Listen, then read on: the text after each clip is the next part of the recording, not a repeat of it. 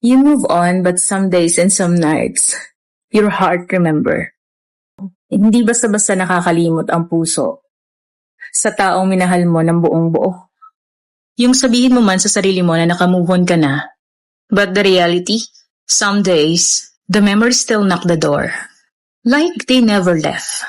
Totoo pala talaga yung sinasabi na the heart never delete.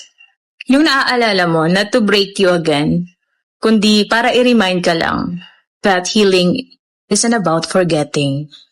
It's about remembering the ache and pain. So alam naman natin that it's hard to move on kasi halos lahat ng bagay naaalala mo.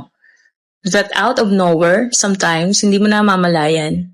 Dumidiretso na yung luha sa mga mata mo. Madaan pa nga sa panaginip mo, di ba? At mapapatanong ka na lang, bakit? Okay na naman ako ah. And you will tell yourself, di naman nawala yung pagmamahal mo.